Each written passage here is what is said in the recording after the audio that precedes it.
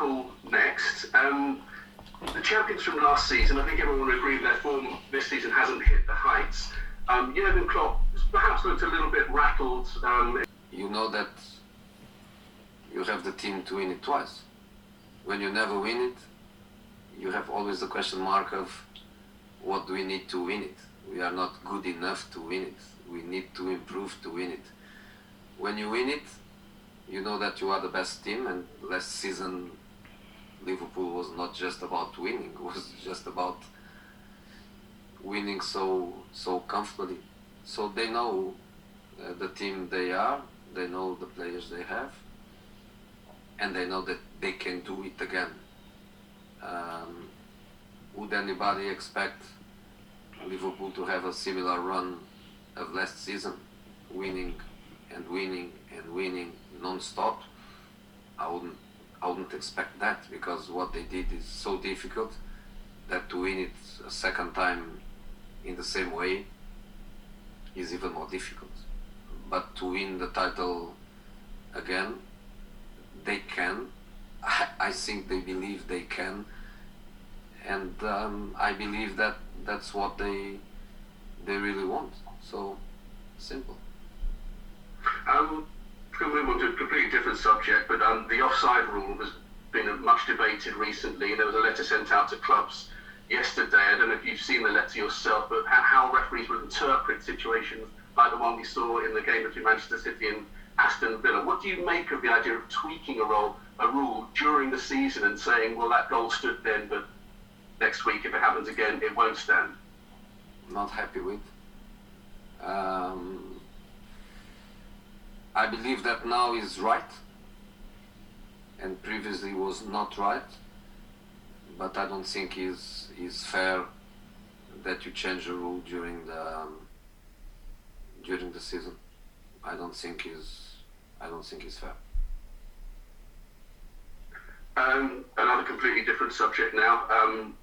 Chelsea, obviously, I know you've spoken about Frank Lampard, but obviously Thomas Tuchel has been confirmed now as the manager. He's obviously had success in Paris, in the French league. What awaits him? What difficulties and what's different with what faced him with the pressures at Chelsea, that expectation of winning trophies, and just the sheer competitiveness of the Premier League? You cannot compare the job in Paris Saint-Germain with the job in the Premier League. It's not possible to compare. Jose, you mentioned Deli Alli. I know you said he was injured, but will he be in the squad tomorrow? No. Is that because of any injury again? Injured. He's injured. And just in terms of your match at Anfield, are you pleased with how you've responded? You're into the cup final, but are you a bit surprised at how Liverpool have dropped down the league? No, but every club, especially the traditional top six, they had these situations.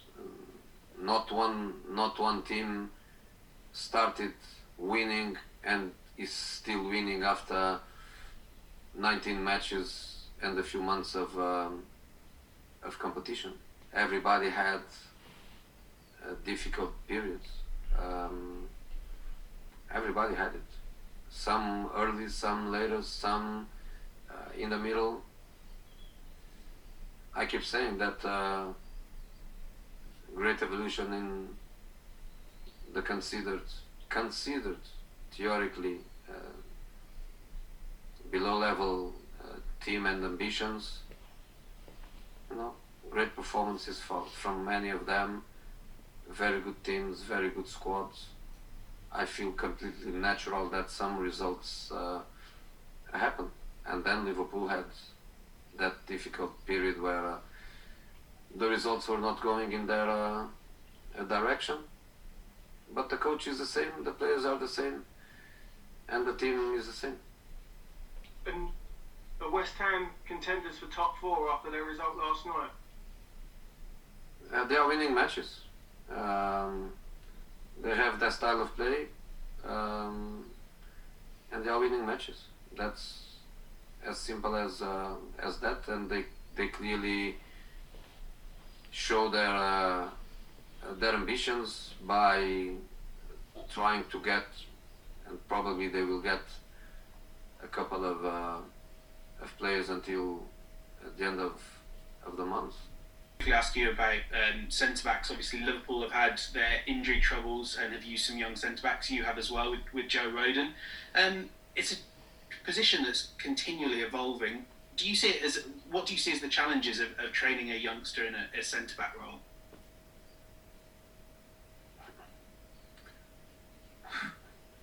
The challenges. The most important thing is the talent and the mentality, you know. And some clubs, they have the potential to resolve their defensive problems with money. You know, they put the money on the table and they resolve their defensive problems. Other clubs is not that way. So in other clubs, people has to go in different directions. So Joe has a lot to learn, of course, but at the same time he has a lot of potential and great desire. And I'm really happy. We played him in not many matches. Unfortunately, he was not in the Europa League list that could give him some more minutes and some experience. But a couple of times where we played him, the answer was positive. So we are happy with Joe, and we believe that he can be only better. How do you think you would manage a situation like Liverpool's, where you're so short on centre backs? You know, it seems like a real challenge that Jurgen Klopp's facing. Well, we played last season, half of the season, without any attacking player. We had a period where we played Lucas every minute of every match. Striker, winger, striker. We lost Son, we lost Kane, we lost Bergwijn, we lost everybody. Lamela, we lost everybody. How did we manage? Miracles, we cannot do it. So to make strikers from right backs or left backs or goalkeeper, Joe Hart, can he play striker because he's very tall and strong? You cannot make miracles. You have to try to compensate with what you have. And Liverpool, when you speak about Van Dijk, you cannot replace. Okay, there are some players that you cannot replace. It's like when Harry Kane was injured, you cannot replace Harry Kane. You cannot replace Van Dijk. You can only replace Van Dijk with Van Dijk when Van Dijk is back. But you know, they have good players, they have experienced players. Fabinho, he can play everywhere. Fabinho can play everywhere. Matip back, experienced player. Jordan Anderson is another guy that with his experience and knowledge of the game, he can play everywhere too.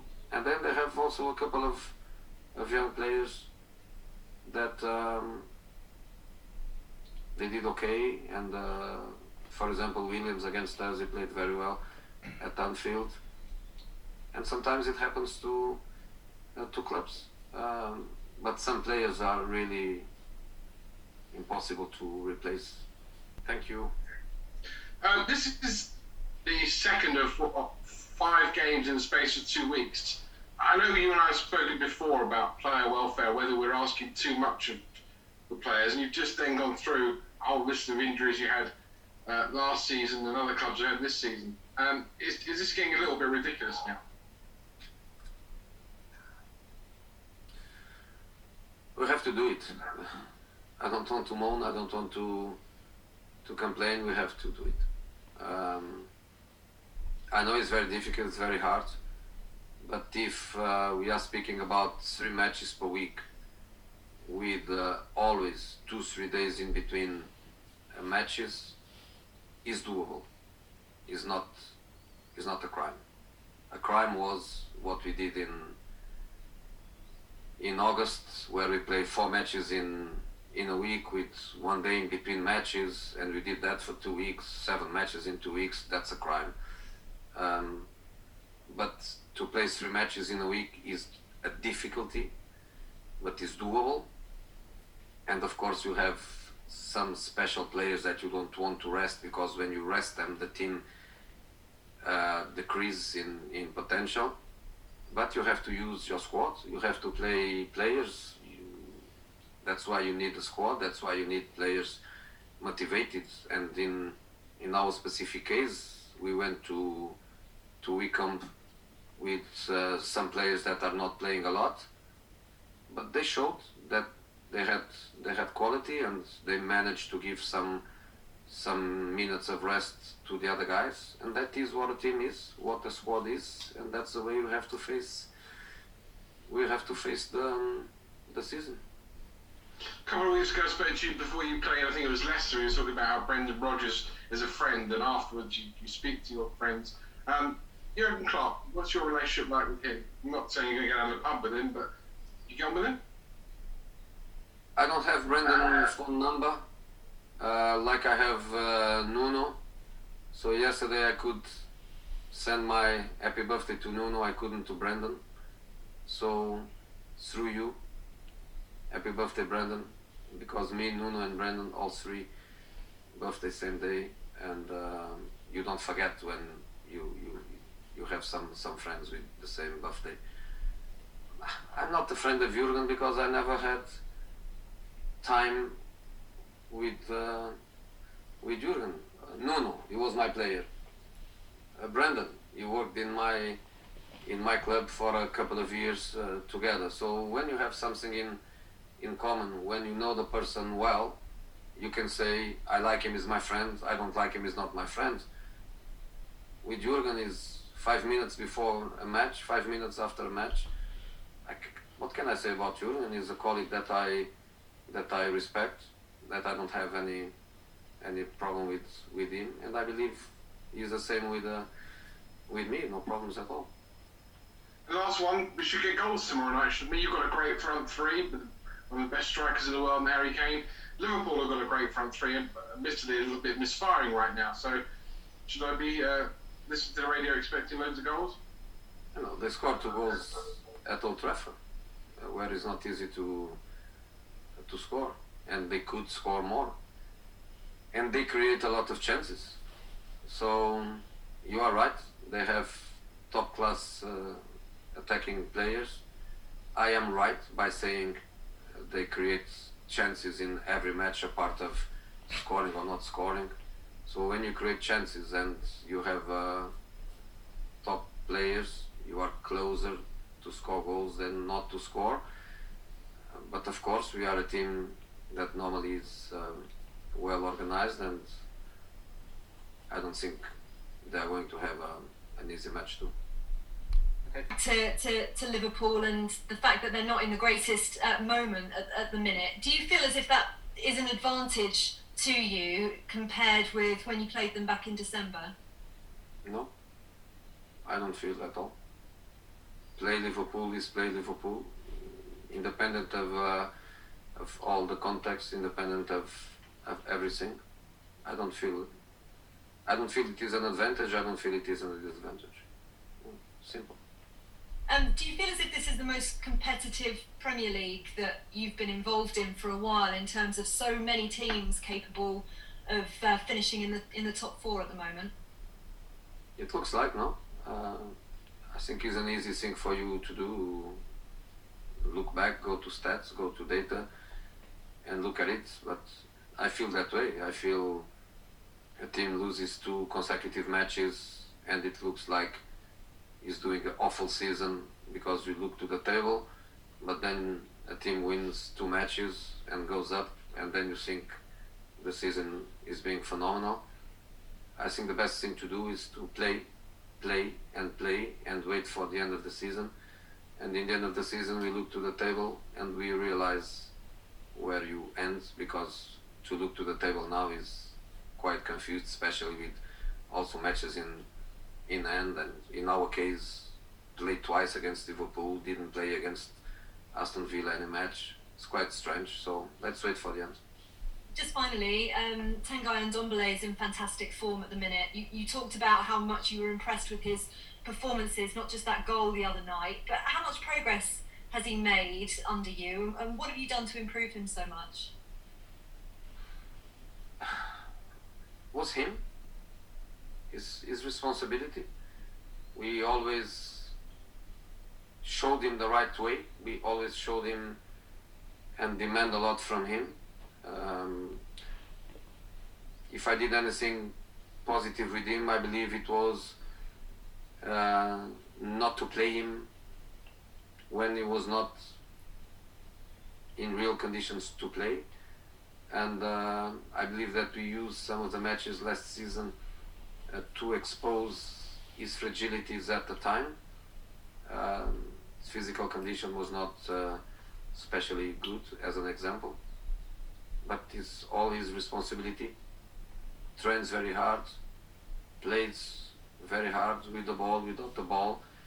Tactically understands what the team needs from him. He's feeling great. He's feeling very positive. Is his responsibility. Okay, thank you, both. I've got